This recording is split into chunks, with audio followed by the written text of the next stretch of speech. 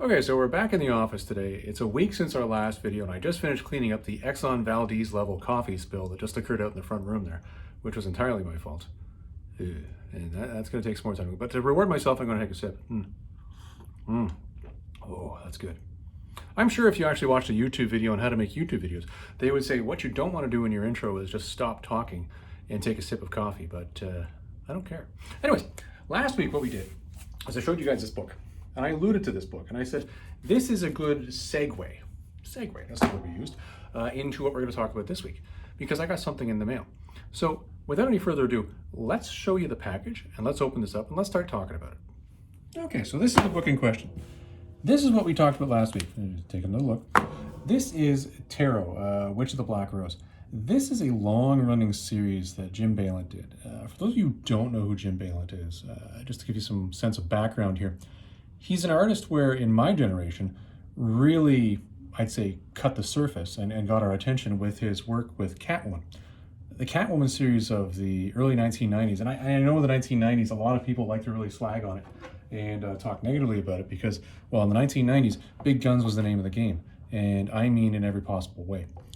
And a lot of people really look at those 90s books and they think they're terrible, they think they're an example of toxic masculinity, they think they're bad in a lot of ways. But for me, and again, I'm not going to argue with any of the arguments that other people might be making, but for me, what they represent is something that was hitting the shelves when I was in my formative years. They mean something to me because to me, they were the stuff that I was reading. And granted, a lot of things have changed in society, but you know what? Those are things that I relate to when I look back at my youth. Rightly or wrongly, I do. So bottom line is, when I look back on those, I look at them rather fondly and I think, oh, that's rather nice, despite what the content of those books might be. And it's probably more of a nostalgia issue than anything else. But that's kind of getting off topic. Anyways, so that's what Jim Balent did. He really got known for that Catwoman series. So what happened, and I don't know exactly what happened, but somehow he got off of that. And he went off and he launched Tarot, Witch of the Black Rose. Now, this series, I believe, is... I think I saw something saying it was 22 years in. 22 years, so that would place it really around the year 2000 when this kicked in, because they're up to issue, I believe, 132. Don't quote me on that, you can Google it yourself, but I believe that's what they're up to. And essentially the whole series, and again, it's not a series you're going to find in every comic store. It's a series you're going to find through either exclusively pre-ordering it or going to a comic shop that carries a lot of content like this. But what Jim has done in pretty much all of his issues is he'll give you the standard issue, he'll give you probably some sort of an artistic rendering of the issue, and at the same time, there's always a risque version of it. That's just something he does. Needless to say, for those people who do go crazy for Jim Balent, they love him for his appreciation for the female form, and you know what? When you know what something is really well, and it's your expertise, you should probably stick with it, which he does. So this is the book I picked up at Toronto Comic Con.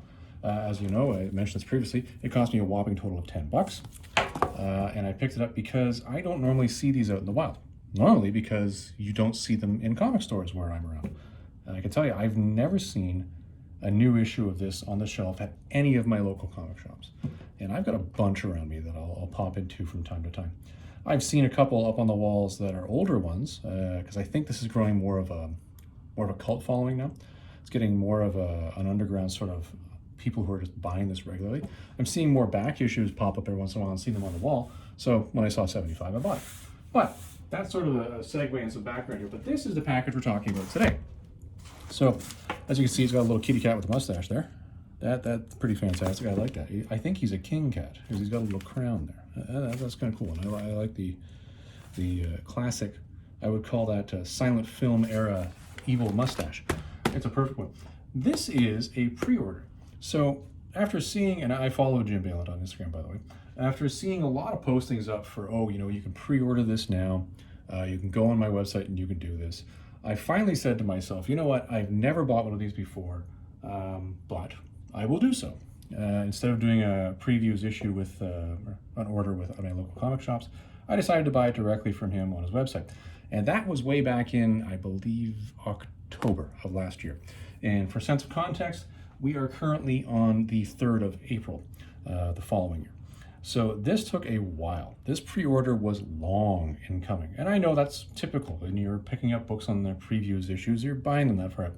I was surprised though when I was buying it on the website though that I was still buying that far out, but you know what? It is what it is. So let's get into this thing and I'll show you what we got here. Now I do have my Baba Stickies nearby just in case, because I believe there may be a risque issue in this, and if we do that, we're gonna get it. And I'm using my scissors today because a bunch of my good knives are sitting at home because I was doing some woodworking projects and I needed them. So we are using scissors. So let's get into this bad boy here.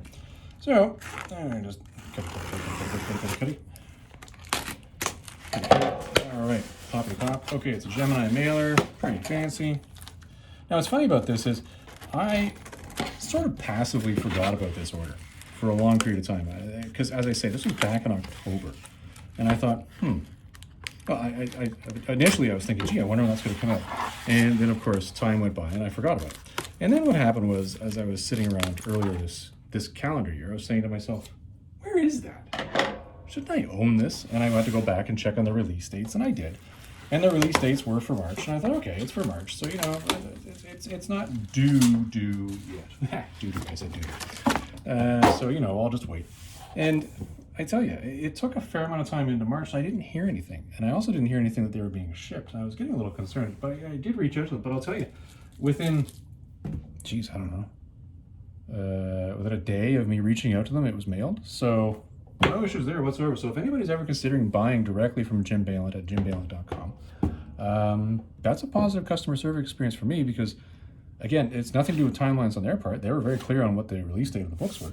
I just forgot about it. When I emailed, they were lickety split sending this stuff out. So I'm opening this over here because, as I said, there's probably something a little shocking in some of this for our younger viewers.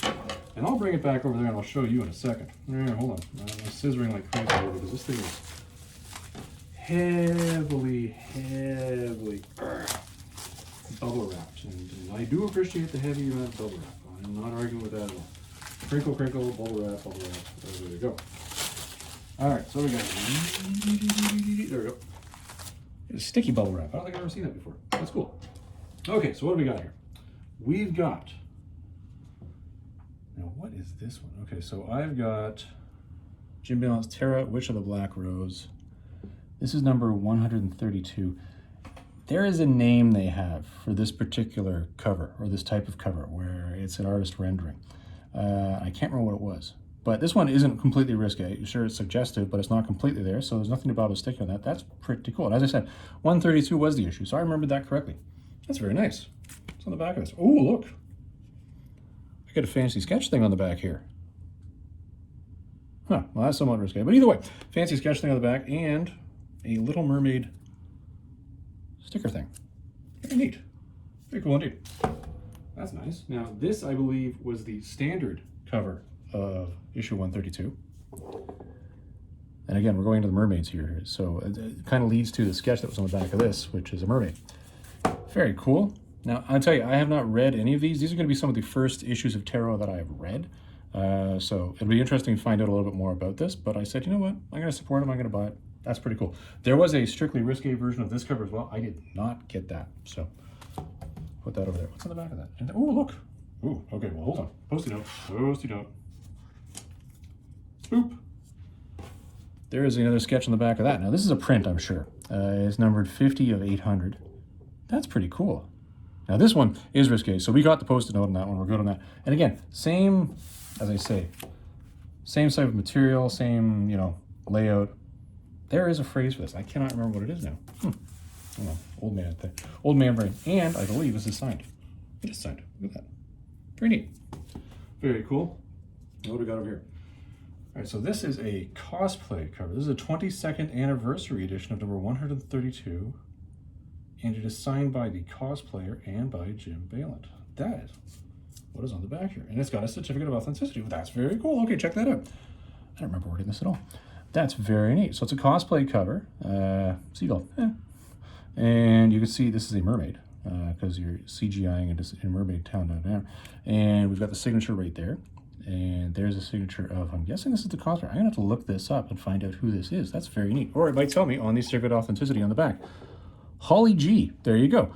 Jim Balent's Witch of the Black Rose, certificate of authenticity. His signature has come from the studio of Jim Balent and Holly G and is indeed from their own hand. Very nice. Very cool.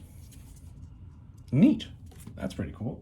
And last book we got here, and again, this is not a, hold on. We got a risqué print on the back. I'm going to post a note that. There we go. So another non-risqué. I remember doing this. I bought issue number 130 while I was at it, because they do have back issues when you go on jimbalent.com.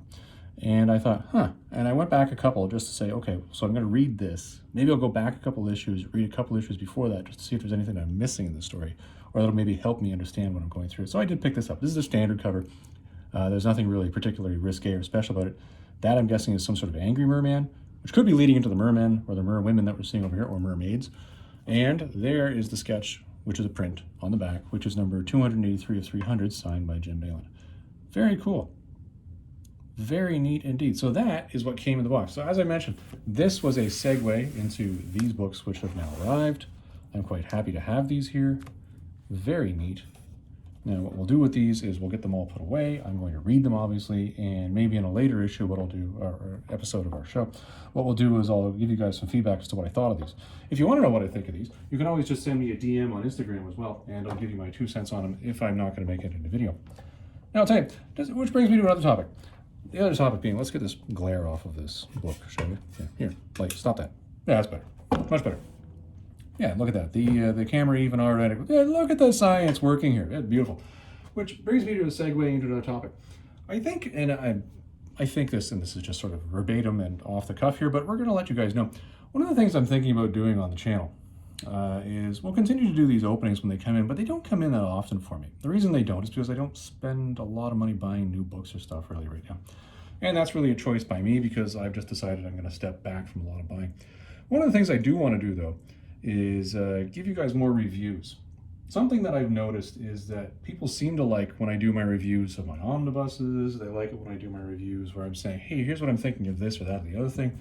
Particularly, and one of the things that I'm thinking about doing is focusing on one of the characters that I like a lot and always have, which is Conan. I like the whole Robert E. Howard sort of Hyborian age stories. I like King Kull. What is it? Bran Mac, whatever that guy is, that's the Celtic king. I can't remember his name. Every time I read it, I always just skip over the name anyways. And Solomon Kane, Red Sonja, I like those stories. And I've read a lot of the books. And I think what I'm going to do is I'm going to spend more time on the channel reviewing and comparing and contrasting really topics around that. And we'll put that more into the content that you guys are going to see. But I just wanted to give you guys a heads up that that's what we're going to be doing going forward. Anyways, everybody, I hope you enjoyed this one. I hope you enjoyed the unboxing. As far as feedback goes, my customer service experience with jimbalent.com has been very good. I would encourage anybody who's thinking about buying from them, if you've just said, you know what, I'm going to keep buying it at my local comic shop, feel free. If you want to support him directly, feel free to order directly from him. Really good experience that I had with this. This was quite a good purchase. I don't even remember ordering some of this stuff, so I'm not quite sure how it all ended up here. I'm quite happy with it, but it's surprising, and I think it's good, especially the prints in the back that are all signed. That really was nice. That was a nice touch. Anyways, everybody, I hope you enjoyed this one. We'll see you in the next video.